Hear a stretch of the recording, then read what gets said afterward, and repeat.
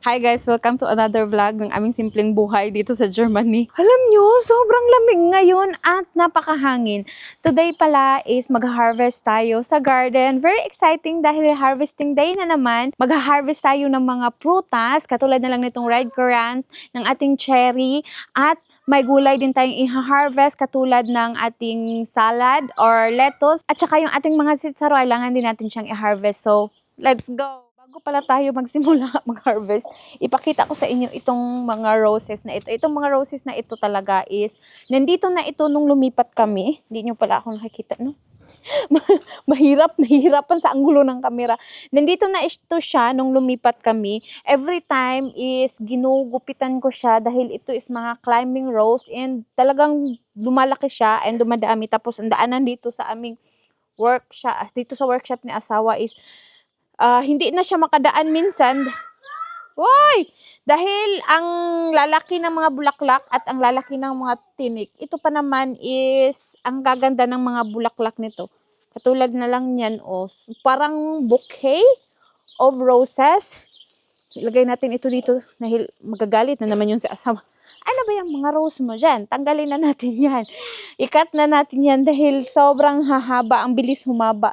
Meron pa doon sa gilid ng garage. Ito sobrang hinihintay ko to every summer. Like start of the summer like this month na June, July. Ito siya is marami talagang mga bulaklak. Guys, di ba nag-harvest tayo ito noong nakaraan kaso in-stop ko siya dahil hindi pa talaga hinog lahat. Pero ngayon, ayan na yung itsura niya. Hinog na lahat. So, pwede na natin tong i-harvest. I know, nagdala ako ng scissor dito kaso hindi ko alam kung saan ko nalagay yung gunting ko para sana mas mabilis ba. Pero kasi kapag tanggalin mo ito siya, sobrang bilis lang niyang natatanggal. What's max to da? Be careful, anak. So, ayan, ilapit ko kayo para makita nyo. Tamang-tama talaga na ngayon yung harvest niya or ngayon natin siya i-harvest dahil nahinog noong nakaraan ay nag-ano naman siya, namiyasot na. So, wala na din masyadong pula. Wala na din masyadong piyasot. So, ito, ang dami nito and ang dami nating i-harvest ngayon. Ngayon, kahit merong ganito, yan, kahit merong ganyan, is okay lang. Dahil isa lang naman siya. Kapag ma-mix natin ito, is okay lang. Ito palang ganitong mga prutas is rich in vitamin C, antioxidant. Pwede din itong mga leaves niya gawing tsaa. Yung mga young leaves. And syempre yung mga berries. Madaming health benefits ang mga berries. Meron tayong dyan, sound effect na bata na kumakanta. You want to help, Mama? Kann ich essen? Ja. Du kannst essen. You can also harvest. Can you help me? Can you help me to get the red? Ayo. Ang ganda ng itsura niya dahil pulang-pula. Ayan sobrang bilis lang nakukuha.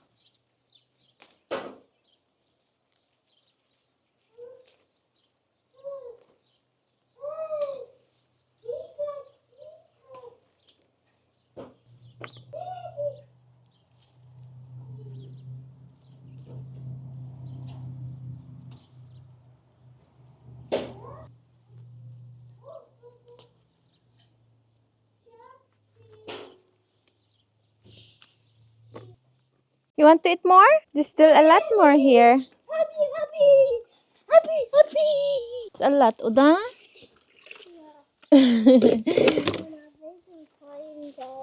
Where's in Freude? Guck mal. It's a lot. Ang dami dito sa ilalim. Anak, I want to give you the, there's, Amazon. Sarap. Ang sarap niya. Maliliit siya. Ganito yung itsura, parang aratilis. Mas masarap pala siya kapag hinog na. Hindi mo masyadong malalasahan yung kanyang asim. Maliliit. Sana naririnig nyo pa din ako. Pero naka-microphone naman ako. Dahil sobrang lakas talaga ng hangin. Dito sa amin, dahil nga nandito kami sa taas, nandito kami sa bukid ba? Kapag talaga windy season, yung hangin naman dito sa amin is extra din yung lakas. You want more? Ngayon nga, ilang araw na dito na super windy. Last days is umuulan naman, so masarap at matamis itong ating mga red currant. Sobrang init lang ay din siya, uga ba? Hindi masyadong juicy. ito ngayon, yung harvest natin is juicy siya. Maganda talaga yung timing ng pag-harvest natin today. And alam nyo, kapag hindi natin ito maubos dahil malapit na mapuno, next time, tomorrow na naman tayo mag-harvest. Hindi na lang natin ubusin dahil hindi ko naman kaya itong ubusin sa isang harvestan. Pero I'm so happy talaga na nung lumipat kami dito, meron ng mga prutas. Dahil nga, katulad nito, meron naman kaming mga red currant na itinanim dito. Pero yung doon sa dulo, ang liit pa. Tapos ang liit ng, hindi pala yun red currant, black currant pala yun. Ganito pa din siya pero maitim. Ang liit pa niya. Tapos ang liit din ng bunga. Ito is nandito na ito and sobrang dami ng bunga every year talaga. Sabi ko sa inyo, every year talaga. Simula nung lumipat kami dito, nagbibigay talaga ito sa amin ng napakadaming libreng bunga. So mamaya na tayo mag-video at pupunuin ko muna ito.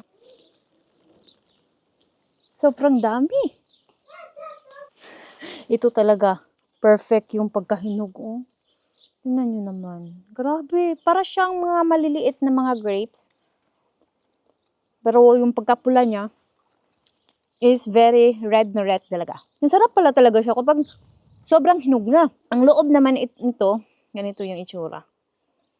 I don't know, sana nakikita nyo. Sobrang dami ng mga seeds. Ang liit ng bunga pero ang daming seeds. Guys, alam nyo ba, dahil napuno na natin ito, we will add one more kasi ang dami pang hinog. And sayang naman kung hindi natin siya ma-harvest. Kaya nagkuha ako ng isa pang lagayan. I-harvest ko na ngayon lahat ng mga pula or hanggang mapuno ito siya. Medyo mas malaki ito kaysa sa una kong nilagyan. Pero dalawang ganito for today's harvest will be really a lot of harvest from the Johannisberry natin. Sobrang dami na kasi talaga ang hinog. Sayang naman. Hindi ko alam, hindi ito siya kinakain ng ibon namin. Siguro ayaw ng ibon dahil medyo maasim. Yung mga cherry yung kinakain ng ibon. So ito pala yung sinasabi ko na black currant. So medyo mas malaki siya kaysa sa red currant. Pero, ayan siya. Hindi ko gusto ito siya dahil para siyang upload. Ano pangalan yan? Tingnan nyo, maitim. Tapos yung red naman, ganito yung red. Tapos, ganyan yung black currant. Aslum talaga siya, kaya hindi ko yan siya bet. Pero, yan yung gustong-gusto ni asawa. Ito na yung na-harvest natin. Meron tayong dalawang malalaking bowl ng mga Johannisberry. In-stop ko na dahil kahit sobrang dami pa. Dahil, meron akong nakukuha na mga ganito. Tingnan nyo, marami pang green. And, nasasayangan ako dahil baka hihinog pa. Hihinog pa siya. Katulad niyan, dalawa lang yung hinog, 4 yung hilaw. Maybe next week, i-harvest ko to. Hinog na ito lahat. But ito siya, tingnan niyo, napakaganda ng itsura. So, ito yung na-harvest natin na mga Johannisberry. Sobrang dami kong na-harvest ngayon na Johannisberry. Yung aso namin, may nakita siyang pusa. Gusto niyang habulin yung pusa. Papunta yun sa farm ng aming kapitbahay. Kaya inakyat ko siya dito.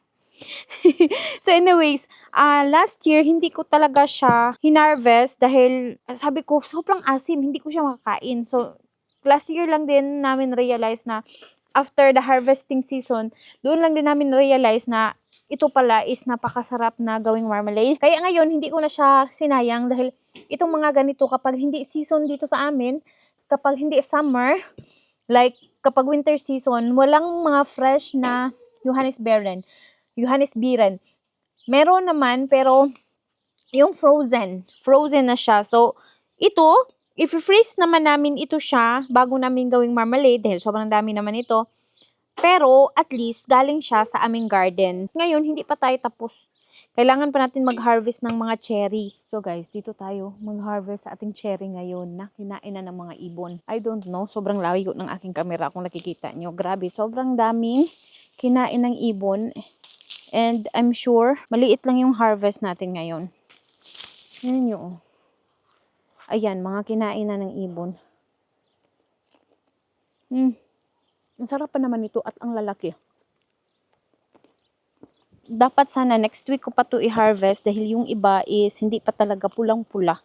Kaso nga lang, grabe, sobrang dami na talaga yung kinain ng mga ibon. Tapos, sobrang dami din ang nasisira. Ito pa naman yung pinaka-paborito kong i-harvest dito sa garden. Sarap. Ito din palang mga cherry na ito, isa din ito sa prutas na nandito na sa garden nung binili namin itong properties. Yung unang beses na nakuha namin yung susi, ay nakutuwang-tuwa ako dahil nung pumunta ako sa garden, maraming mga bunga ang mga cherry at maraming hinog. Yun talaga, ito talaga yung una kong hinarvest kahit sobrang haba ng mga damo. Tingnan nyo yan, oh. 'Di ba? Sobrang dami na nasayang. Hindi ko na alam kung meron pa tayong mga harvest sa sobrang dami ng sira. Sayang din ito ba? Oo, sobrang laki nito. Last year, nung nag-harvest kami nito, ginawa din namin marmalade. Pero ngayon, baka hindi namin magawang marmalade. Kakainin na lang namin ito. Hindi naman karamihan ito para gawing marmalade or pang mix na lang din. Mix like marmalade, kalahating marmalade, kalahati ng... Hindi ko alam kung makapag-harvest ba tayo ng strawberry dahil yung strawberry, hindi din maganda yung bunga ngayong taon. Pero, yung apple at saka yung plums, yun yung maganda yung bunga ngayong taon. Ayan oh, sira. Ito pa yung na-harvest natin. Parang mauubos na natin ito. Wala pa tayong nakukuha na maraming hinog. Ayan oh. Late ata ako sa pag-harvest. Ethan, you want to help me? You want to help mama? Yung iba na kinain ng mga ibon, hindi ko na lang tatanggalin. Baka balikan pa nila. Kesa istapon ko na lang sa lupa. Ipapakain na lang natin ng ibon. Kaysa itapon natin sa lupa. Tig-iisa. Tig-iisa ang hinog. Ay, mga sira. Hindi ko nakita. You want to harvest grapes? Strawberry? Mareklamo talaga si Ethan. Napakainit daw. Ayaw daw niyang tumulong. You don't want to help mama? You don't want to help me? Kawawa naman si mama. Hindi tinulungan ni Ethan. Sayang talaga. Uy, last year sobrang dami. Kung nakikita niyo yung harvesting season natin last year, sobrang dami namin na-harvest na grapes. Grapes ba sabi ko? Cherry. Sobrang dami na harvest namin na cherry. And hindi lang isang beses. Maraming beses kaming nag-harvest dito sa mga cherry sa garden. Ngayon talaga, first time din namin experience ng cherry na hindi maganda yung tubo. Ang nakakaganda din ng mga prutas dito sa garden is wala ito sa atin sa Pilipinas. At kung meron man, sobrang mahal. At minsan hindi pa fresh. Ito dito, nandito lang sa aking garden. Libreng-libre. Ako na lang yung magsasawa. Kinakain lang ng ibon. I-try pa natin kunin dito sa likod. Baka meron pa tayong makuha. Yung iba is nabiyak. Wala na talaga. So guys, ito yung na-harvest natin ng mga cherry dito sa ating garden. Tingnan nyo naman kung gaano kaliit ang puno nito. Kaya gustong-gusto ko din siya dahil sobrang liit ng puno niya pero sobrang dami ng bunga. Sobrang lalaki ng bunga. Yung ibang cherry is very red and dark red na parang purple na talaga siya. Ito siya is ganito yung itsura. Hindi masyadong red pero sobrang tamis. Ito yung pinakamatamis at pinakamasarap na cherry na natikman ko. Well, ito yung harvest natin. Maliit lang siya. Mga, I don't know, half kilo or not even half kilo. Pero I'm still thankful dahil kahit ganun pa man, kahit hindi maraming bunga itong ating mga cherry this year, meron pa rin kami nga harvest. Tapos, meron din tayong napapakain sa mga ibon. Yung iba hindi ko na hinarvest para ipakain natin yan sa mga ibon. Kawawa naman yung mga ibon. Ngayon lang yan silang, kapag summer lang yan sila nakakakain ng maraming ganitong mga prutas. Dahil kapag winter dito is walang mga prutas sa garden, kahit saan walang mga prutas at wala silang nakakain na ganito. So, ipapakain natin yan sa kanila. Ito yung itsura. Ayan, meron akong mga iniwan dito. Oh, ito pa pala, oh. So, sira na yan. So, papakain natin yan ng mga ibon. Tignan nyo, oh. Ang dami kong natapon. Ito, hahayaan ko na lang ito dito. Papakain natin yan sa ibon. Ito. Andyan pa. Saan dito pa? Hindi ko na kinuha lahat. Maaano lang din naman ito. Ay, ito maganda pa to.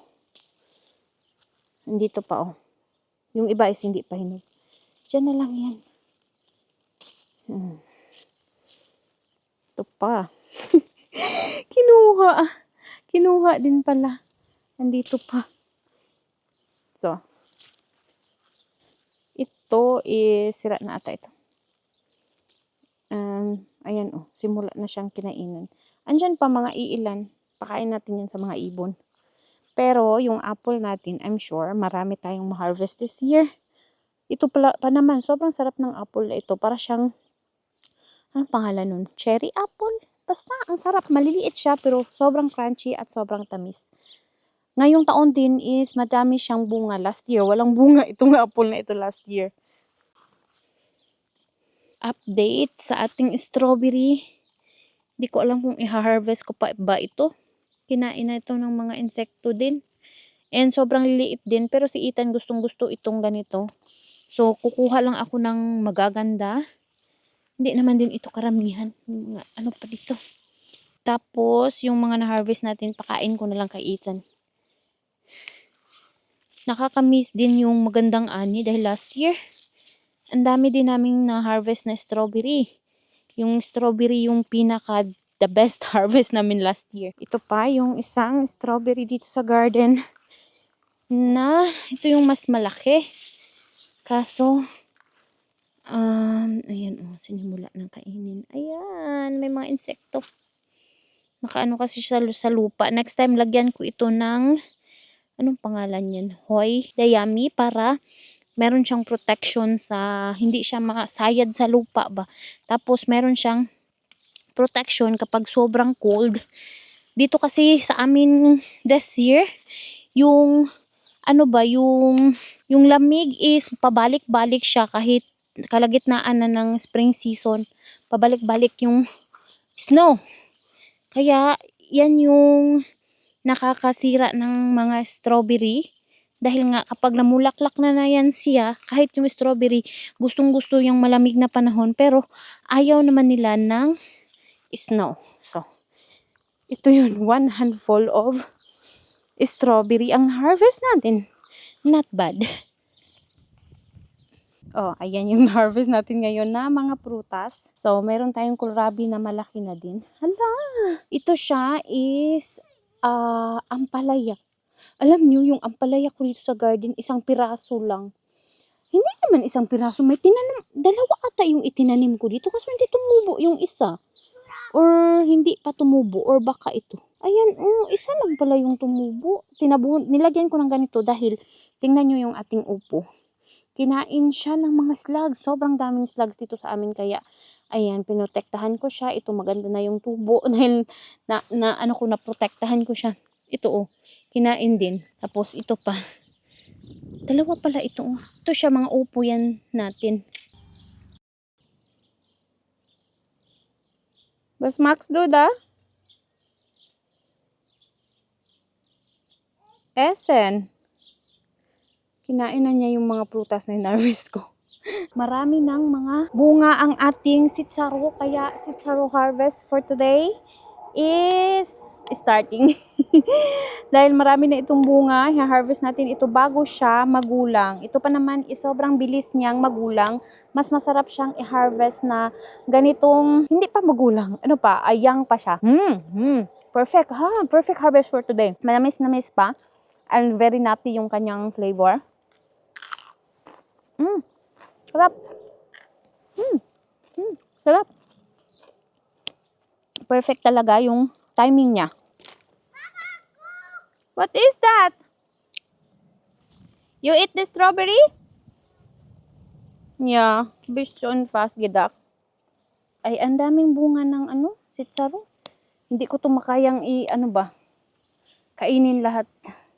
Siguro i-freezer na lang natin ito. Paborito ko din ito siyang i-harvest. Sobrang sarap niya.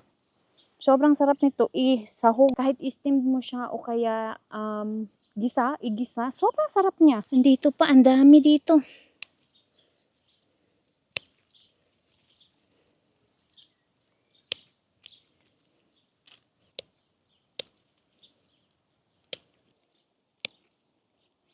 Oh, was ist das? Nicht da, Ameisen! Immer Ameisen! Ang daming ants. Nicht da, anak. Napansin ko din yung iba naming mga sitsaro is hindi maganda yung tubo. Bakit kaya yung mga gulay ngayon sa mga pananim ngayon sa garden is hindi maganda? Yung tubo, hindi maganda yung ani. But anyways, kahit na ganun pa man, papasalamat pa din ako dahil kahit na hindi masyadong marami, meron pa din naman. Hindi naman din naman nagzisero. We still be thankful. Okay na tong maliit na bunga kaysa sa wala or maliit na harvest kaysa sa wala talaga. So, Mac Novas, how many times I already asked you? You just play, na? Watching Ziri. Siri makufuf to the cats. Yeah, so what? Sukwatch. Galit na galit si Ethan. This was the Akala ko anong nangyari. Ano pala ni Siri? May nakita siyang pusa. Malapit na malapit siya sa pusa. Tinahol-tahulan yung pusa. Wala namang ginawa yung pusa. Yung pusa naman is tumitingin lang sa kanya habang tumatahol siya. Sabi siguro ng pusa, anong klaseng aso to? Tahol lang ng tahol. Hindi lumalaban. Ito pa. Ang daming ano. Ayan oh. Dami-dami na din tayong na-harvest. Oh, wow. Anak, be careful with our harvest, anak. Lumax, daddy bloomin. Mhm. Was Ito yung sinabi ko, yung ibang mga sitsaro is, yan, ganyan yung itsura. Parang ano siya, parang nagkulubot siya ba? And nag-yellow. Hindi katulad nito oh, itong dahon na ito sobrang taba. Yan. Sobrang taba at haba. Anak, pumasok na yung lupa dito sa loob, anak. Guys, tingnan nyo. Meron tayong mga zucchini na lumalaki na. Ito, hindi ko alam bakit ano nangyari nito. Wala nang bulaklak. Baka lalaki pa yan. Pero ito, sobrang ganda ng itsura. Yung iba din is nag-uumpisa na siya. Kasi maliliit yung ating mga zucchini ngayong taon. Ito, kinain ng slugs. Ay, nako talaga. Itong mga slugs talaga. Ano talaga yan siya dito sa aking garden. Mga peste dito sa aking garden. Palagi na lang yan sila every year. Hindi talaga nawawala ang slugs. So guys, ito naman yung gagawin natin ngayon. Doble-doble na lang yung ginagawa natin. Gusto kong lagyan na ng ganito itong ating, para ito sa ating mga kamatis. Katulad niyan, lagyan natin ng ganito, trellis. Para may kapitan yung ating kamatis habang lumalaki na sila. Dahil hindi na mapipigilan, lumalaki na talaga itong ating mga kamatis. Kaya kailangan siyang merong suporta. Matagal ko na itong matagal ko na itong binili. Kaso hindi ko pa nailagay talaga. Dahil sa sobrang busy. Nakapag-start na lang tayo ng harvesting season. Hindi pa din ako nakalagay niyan dito. Kailangan na siya. So, we will make it now. Kaso meron pa din tayong, I think I need 2 more. Or meron naman akong mga kahoy doon na ginamit noong mga nakaraang taon. Baka pwede na din yun. Mabuti na lang at maganda yung soil. Itong ating poste.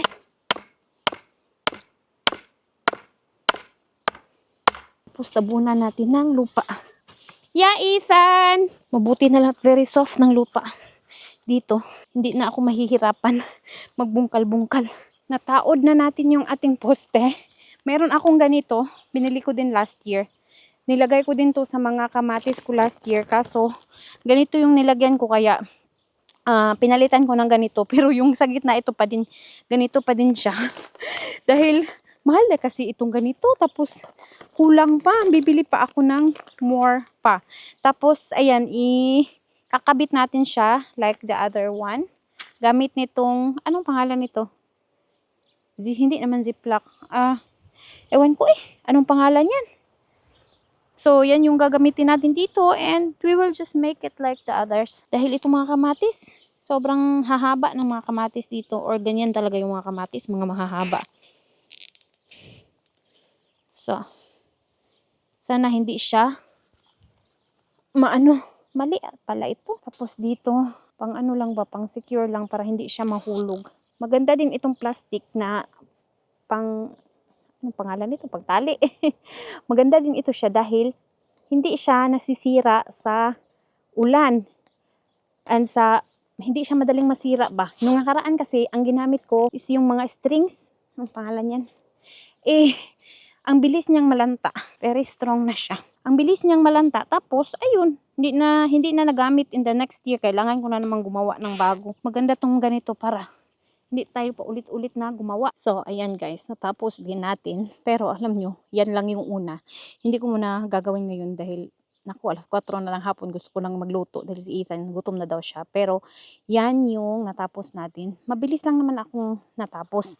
And then, dalawa ito siya. So, meron ng dalawa. Ang problema natin, ito, Hindi ko siya ginawa dahil kailangan ko pang bumili ng poste na ganito.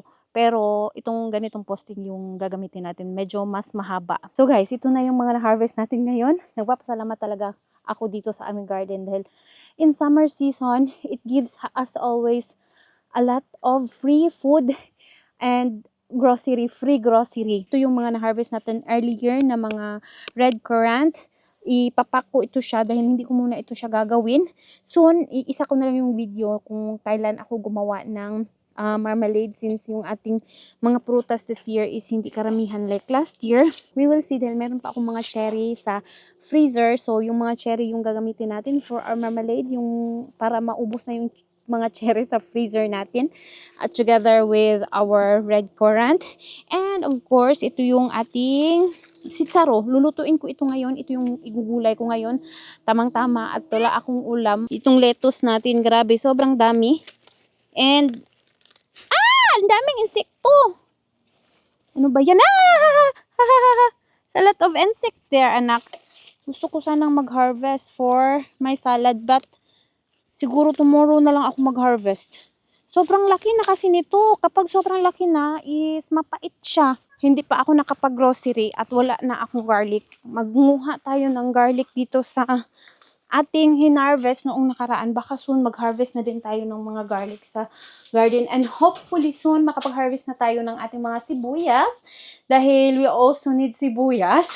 So ito yung mga pinauga natin na mga garlic. And I am seeing na soon, ang lakas ng hangin. I am seeing na soon ito siya is pwede na natin itong ipasok sa loob ng bahay. Kukuha lang tayo ng ilang piraso dito. Parang brown to basa. So, katulad nito, oh. Though sa labas is dry na, sa loob it's still not dry. So, it still needs mga 1 week more.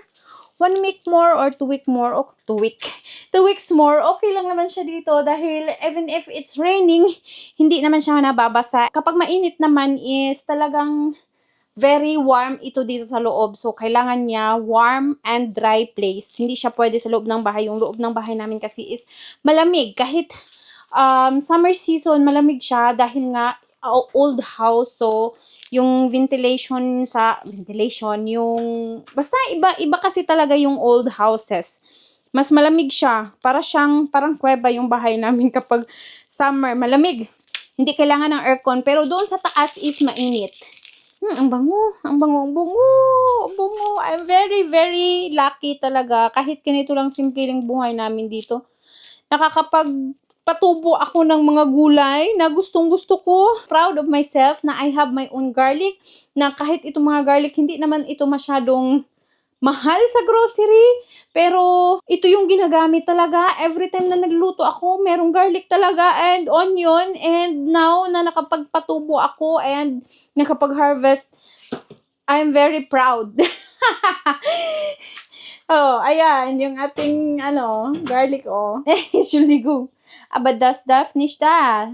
Komprein die Wasser und dann, wenn du das auskipp, dann der Sand macht das, ginoo ko, yung anak ko hindi nakakaintindi ng aking German. Ako nga, hindi din ako nakakaintindi sa aking German. Mama! Hindi kami nagkakaintindihan. Yeah? That is, I think, styrofoam. Hala, anak! Naglalaro si anak ng sand at saka lupa. Sobrang itim ng kuko. Mama, machst du in Wasser? Then you get water there. You know where's the water? In the swimming pool, you can get water there.